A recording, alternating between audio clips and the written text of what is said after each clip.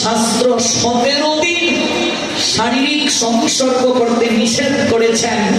অমাবস্যা, পূর্ণিমা, সংক্রান্তি, একাদশীর আগের দিন, একাদশীর দিন, একাদশীর পরের দিন, রবিবার, বৃহস্পতিবার, এই 17 দিন শারীরিক সংসর্গ নিষেধ।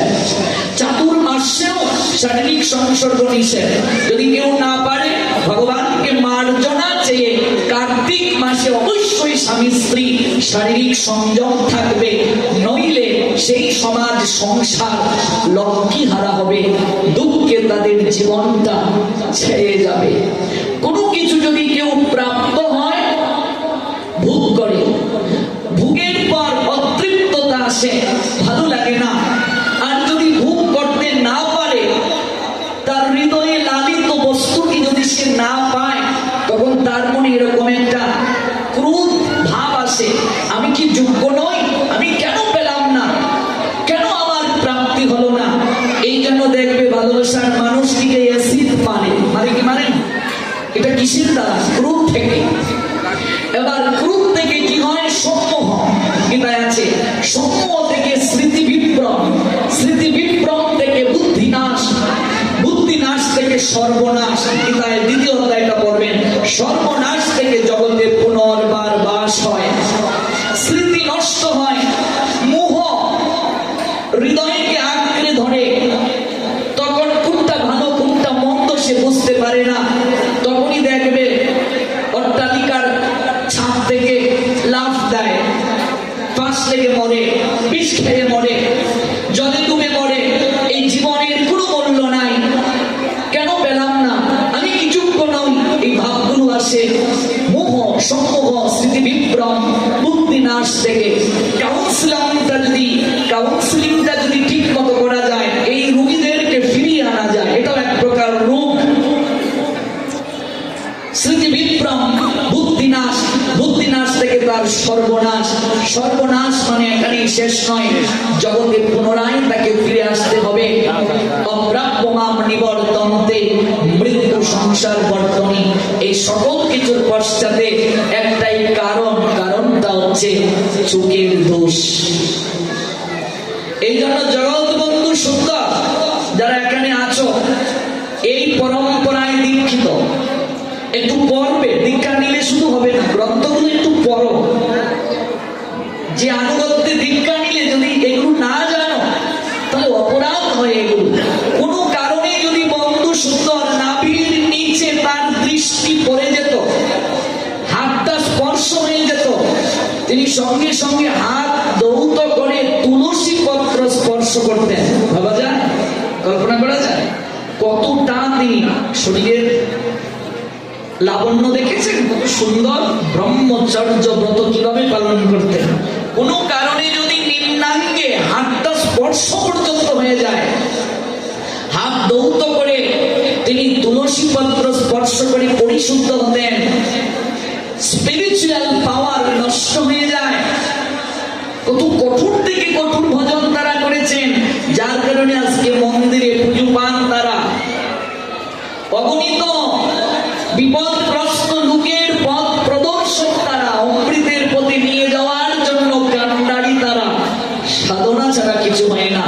মানুষ উপরে উঠে সাধনায়, ভগবান নেমে আসেন করুণায়, উভয়ের মিলন হয় প্রেম যমুনায়।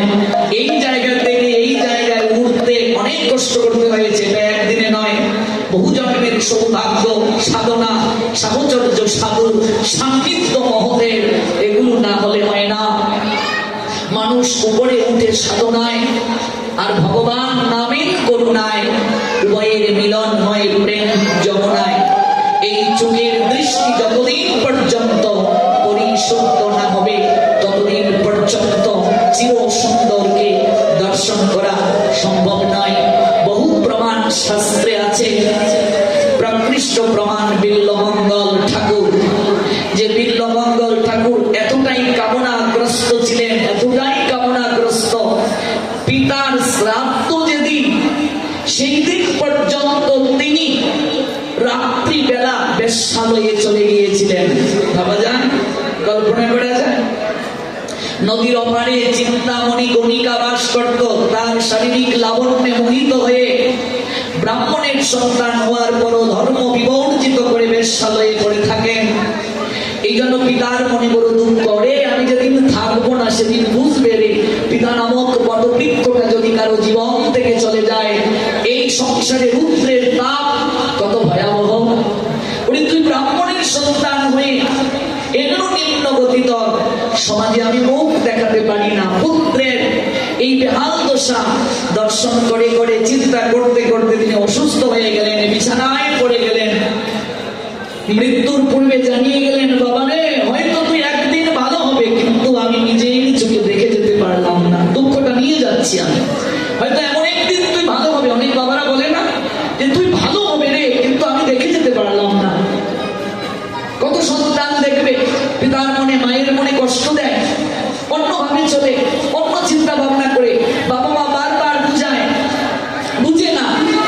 ওই সন্তান যখন নিজের পিতা হয় তখন অজুর দ্বারাই কাঁদে আর বলে, আমার বাবা আমায় বুঝাতেন, সেদিন বুঝিনি, আজকে নিজে বাবা হওয়ার পর বুঝতে পেরেছি।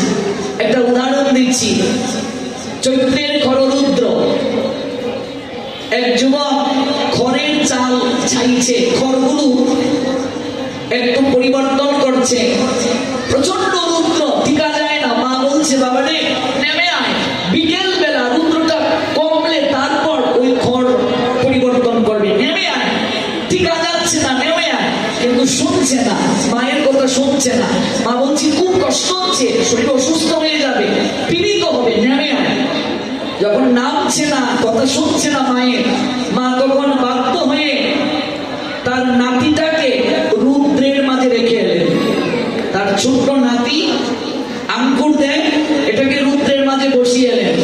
এবার খড়ের চাল থেকে দেখছে তার ছেলে রুদ্রের মাঝে বসা। ও মা, তোমার নেই কি আর নেই, ছোট্ট বাচ্চাটাকে তুমি রুদ্রের মাঝে রেখে দিলে, ওর তো শরীর খারাপ হবে। মা বলছেন, এবার বুঝ, আমি যে তোকে বলছি, এবার বুঝ। দৌড়ে নামলো চাল থেকে আর সন্তানটাকে ঘরে নিয়ে গেল। আজকে আমরা যারা বুঝি না, আমরা যদি ওই জায়গায় থাকবো তখন বুঝবো বাৎসল্য প্রেমটা কি, পিতা কি, মা কি, এগুলো আমরা বুঝি না। এই জন্য ভাগবতে সন্তানকে নিয়ে আসুন। বর্তমানে যে সময় চলছে, যদি এই কথাগুলো না শুনে ওরা, এই ভাগবতের কথা, নৈতিক কথা যদি না শুনে, সমাজ সংসার উৎসন্নে যাচ্ছে, যুব সমাজ বিনষ্ট হয়ে যাচ্ছে। ওদেরকে এগুলো জানা দরকার, এই জ্ঞানমূলক কথাগুলো। নিজে যখন প্র্যাকটিক্যাল অনুভব করবে তখনই চেতনা হয়। প্রচুর বৃষ্টি হচ্ছে, রাস্তাটা অনেকটা পিছলে, ছোট্ট ছেলে দৌড়াচ্ছে, বাবা বলছে দৌড়াবি না, পড়ে যাবে, পড়ে ব্যথা পাবে, শুনছে না বাবার কথা। এবার দৌড়াতে গিয়ে এমন একটা আছাড় খেলো, খুব ব্যথা পেয়েছে কোমরে। এবার বাবার হাতটা এসে ধরলো। বাবা বলছেন, চল না একটু দৌড়াই। ছেলে বলছে, না, পড়ে যাবো, পরে ব্যথা পাবো। একটু আগে দৌড়ালো, বাবা বলছে দৌড়াবি না, পড়লে ব্যথা পাবি। ব্যথা পেয়ে যখন এসে বাবার আঙুলটা আবার ধরলো, বাবা বলে, চল না একটু দৌড়াই। বলছে, না, পরে যাবো, পরে ব্যথা পাবো। নিজে যতদিন না অনুভব না করে ততদিন যতই বলা হয় ভেতরে এই চেতনা জাগ্রত হয় না। ভজনটাও তেমন, ভজনটা তেমন, ওই স্তরে না এলে বুঝবে না।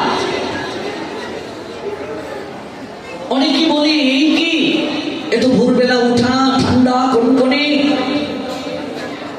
মাছ মাংস ছাড়া প্রতিদিন এইভাবে খাওয়া যায়? কিন্তু আপনি যখন এই ভক্তির ভুবনে চলে আসবেন, সেটি কি আনন্দ! তখন আপনার কি যে আনন্দ হৃদয়ে আলোড়িত হবে। এই ভক্তি প্রেম যখন ভাগবতের প্রতি প্রীতি, গোবিন্দের প্রতি, ভগবানের প্রতি, গুরু বৈষ্ণবের প্রতি প্রীতি যখন জেগে যায়, তখন স্বামীর প্রতি টান স্ত্রীর কমে যায়, পিতামাতার প্রতি টান সন্তানের কমে যায়, সন্তানের প্রতি টান পিতামাতার কমে যায়, রাজার রাজ সিংহাসনের প্রতি টান কমে যায়। আছে না কত রাজা মহারাজ সব ছেড়ে বৃন্দাবনে চলে গেলেন? নিজের জীবনেও দেখবে এই টানটা সৃষ্টি করতে হবে। বাবা বলছে, আমি একদিন থাকবো না, কিন্তু তুই পরিবর্তন হবে, কিন্তু আমি নিজের চোখে দেখে যেতে পারলাম না। এটা খুব কষ্ট আমার। দুঃখ যন্ত্রণা পীড়িত মন নিয়ে